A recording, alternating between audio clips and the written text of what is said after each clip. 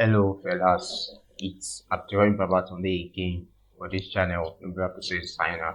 Hope you are doing fine. Hope you are learning stuff from our videos. If you are doing so, you can really help us by subscribing to this channel and sharing our videos with your friends, and also commenting if there is anything, like I said, if there is anything that you need, you understand, anything you want us to discuss. We really want to work. This is a platform, like I said. This is Nonlinear is a platform to process design, anything on process design, maybe optimization, CAD, or simulation, as you have been seeing in our videos. Just text it to us. We make videos on it so that we can learn together too. What we are doing today, we are working on GAMS optimization introduction for starters. So this is like my first video on GAMS. So I want to make it as simple and short as possible. So we are doing a little model on GAMS. So I'm going to walk you through some little things on GAMS, introduction on GAMS, so you can catch up. So even if you have not used GAMS before, you can still learn something in this video. So let's move to the next slide. So this is like our introduction. So the definition of GAMS, like, it's just simple things. So it's just high level language like Python, or this high level modeling language for mathematical programming, used for programming mathematical model and optimization. You understand? So that's what we use it for in a nutshell. So there are different kind of language out there. Like I said, we have Python, we have MATLAB, you understand? Well, GAMS is another language, and one of the simplest language on this one that you can learn and use to interpret your problem, you understand, optimization problem, maybe economic problem. So the flowchart for GAMS in a nutshell, I'm going to open for this. This is just to highlight the definition. So this is the flowchart. Okay, we have the GAMS software on its own. So GAMS doesn't work alone. It works with other system. You understand? Other system. You understand? Because it is file-related programming. So you take in file model. So the file mostly text file. You understand? So you can interpret your optimization problem in a text file. You understand? They send it to GAMS, so it will give you outputs also in a text file. So output in the sense of the solution to the model, the optimal solution if it fail. But it doesn't work alone because GAMS is not a solver. You understand? You have to integrate it with the solver. You understand? So it's different. You have different kind of solver that is being integrated with GAMS has to buy it, so you can even, or you have to get license for them to be able to use them, or you can use the demo license. So like I explained, the integration is working from the file model, send it to interpret your optimization problem, and then send it to the solver, and the solver will turn in the solution to the GAMS model, and the GAMS model will give it the output file. So in a nutshell, this is the operation, the workflow of GAMS model. So GAMS is there is third party software. Even with all these simulations of they have a third party software inbuilt with them. You understand? So some of the solvers that we use with GAMS are just the simplest, like method that makes use of simplest method. Like what we learn is the simple method of solving linear programming system. You understand? So we have the Power for nonlinear system, the Power system, the Lindo. Lindo is also another software on its own for optimization. So there is integration, there is you understand, there is interaction, there is agreements, certain agreements, GAMS and Lindo system that you can easily use your Lindo inside GAMS. You understand? So you can use the solver for Lindo inside GAMS. So once you are using your GAMS to interpret your optimization problem, you understand, you send it to the Lindo and help you to compile the model and give you the solution. So we have the Ruby, another software, and the Cplex. You see a lot of solver. You see a lot of solver as we move forward. So let's move to another. So this is the first video on optimization that I'm going to do. So I have just a problem here, a simple optimization problem here. We have the it's like there's a cost of the product, you understand, and the cost, the plant cost, operation costs, and we have the pressure and the recycling. So we want to minimize the plant cost, you understand, and it depends on the pressure and just like a typical chemical system, you understand. So all this pressure are the decision variable, why this is the optimization variable, you understand. So you can measure the pressure and the recycle flow. So you just adjust these two, pressure and the recycle flow, to get it. So this is there are two type of editor that you can use in GAMS. You can use the GAMS IDE. So this is the newer editor that they are developing. You call it GAMS Studio. You can see the beta for the GAMS Studio here. So this is the interface. So we have the GAMS. So this is where you run the simulation, and I'm just going to show you little things on the interface. On GAMS, we have like three major windows. We have the process window, we have the output. The process window is same thing as the output. So we have the listing window. That one is going to list, like when it has finished compiling your simulation, it's going to list everything so that you can easily see the simulation in case there is error there and correct it before you send it to solver, so that to prevent problem. So this is the output. Although we have not done anything, cannot open license file because there's no license on based on this, like a demo license, but it can still work for what we are doing, using it for. So I'm going to create a new file. I'm going to call recycle2 because I've already tested. You can see the first recycle. So I'm going to call it recycle2. So it's GAMS source file. So it's going to create it in the project now. You can see recycle2. So the first thing, the only thing you can do, even if you write your code in like a text file, you can just copy the code from the text file to the GAMS interface. This is the editor here. It's just like a text editor too. You understand? Anything that a text editor can do, it can also do. You understand? You can search for text. You can. So I'm going to copy my code here. So this is my code that we're going to use for this simple modeling. So we have before I explain this code, I will still want to explain more about GAMS interface, so that people will be able to use it efficiently. In GAMS, we have the library. That is where you see a lot of code for GAMS. You understand, some kind of model they have done before on GAMS.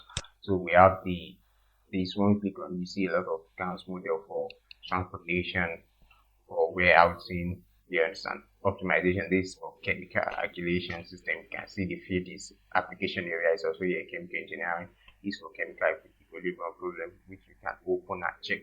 You understand? But so you can even search for anything, so you can check and learn from it. So you can see resources here. Once you have installed your simulation, you see all these kind of things. So I prefer to use this one compared to the old one. This one is like a new one they are doing. It's quite easier to use and better. So you can check for updates and documentation, that is, you see how to use the simulation. You understand? you can go to chapters here.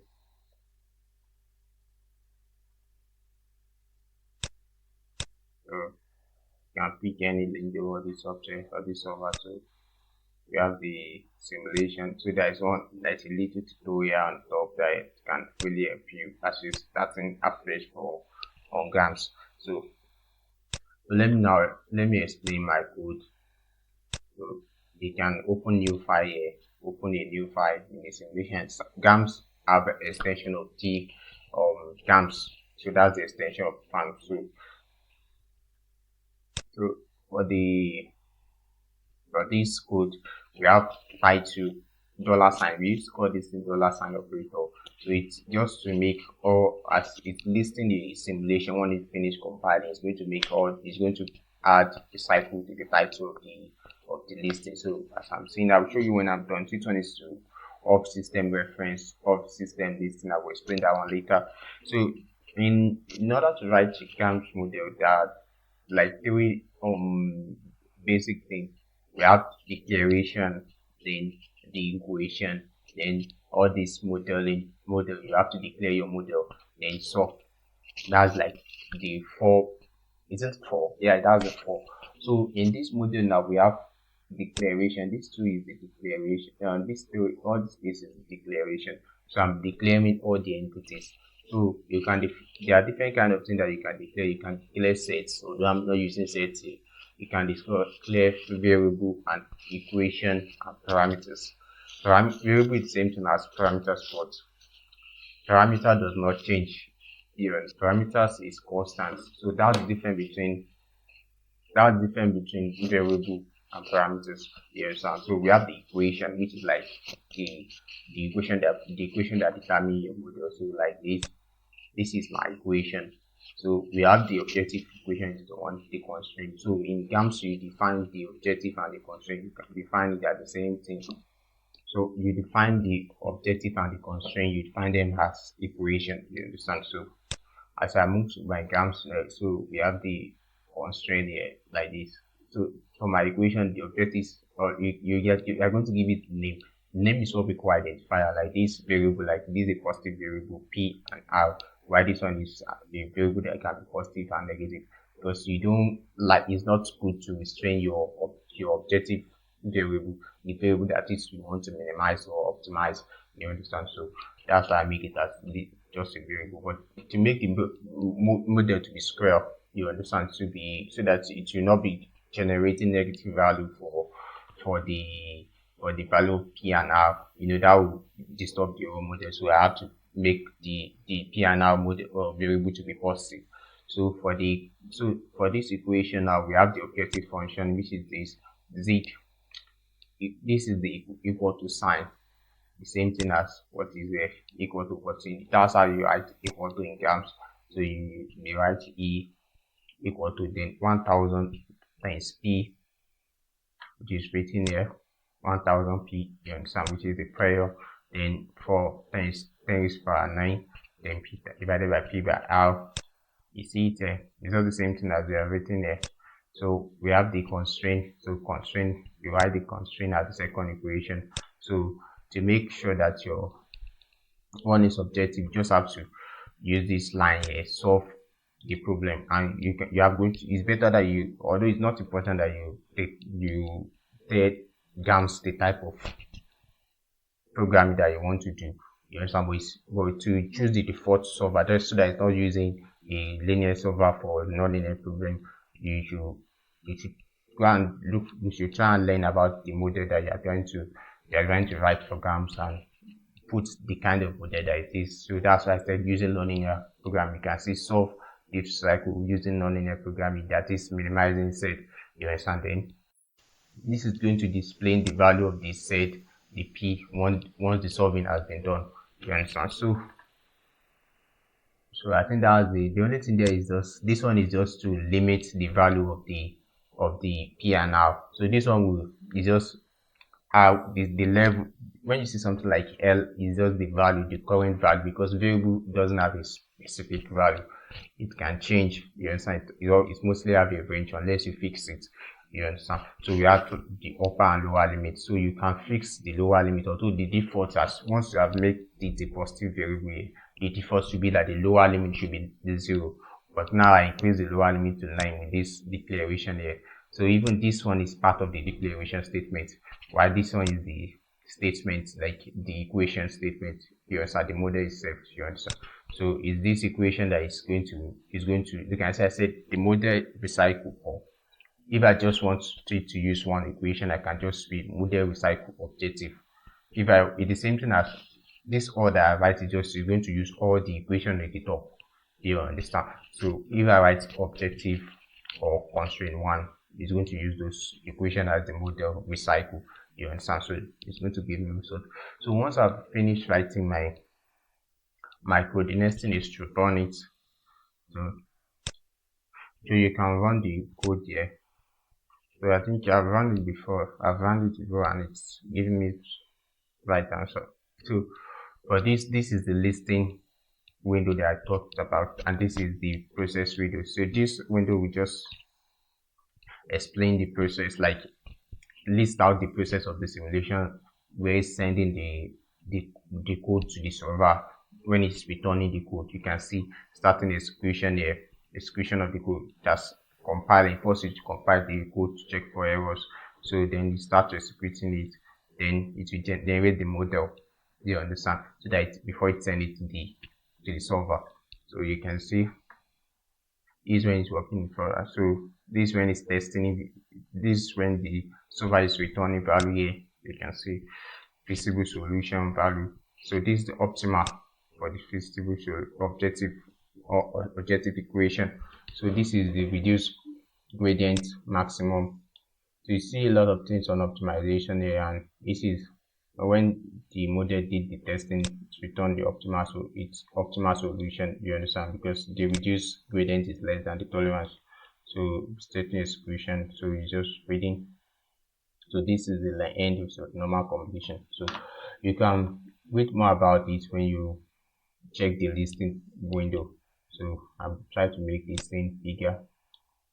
Okay, so the listing starts from compilation. Like you can see, this is just like the I like it, the listing of the major point here, something like that. So it's going to list out your code again, like this is what I've written, and put it in a number. You understand? So with respect to the number that is starting from here, 4 you can see 4. So then you have the compilation time, so which you the file size when it's sending, and it's going to rearrange the equation. This like the arrangement of equation. So this just to make you see if there is any error. Notice like a simple model, unless if you are working on a very big model, there will be errors, and you can use this to proofread your code so that there is no problem and you're getting it right. So we have P here, we have the lower limit, upper limit. So for the variables and the rest, so you can see. So that's the value. So we have, it's going to do the statistics for the model, the block of equation. Assuming you are listing, you are defining array variable, that is variable with different dimensions. You understand? It's going to, you are going to see it here. So now right now we are just having a singular variable, so we don't, the block of the same thing is the same thing as number of equation, and you understand? So non-zero element projected. So this is just like a simple model, like force optimization problem. So we have the recycle. The objective is to reduce z to minimize the seed. You understand? And you can see from the code here, minimizing seed. If you want it to maximize, just write maximizing seed. You understand? So it's going to adjust the decision variable to get the value right using the method that you specify.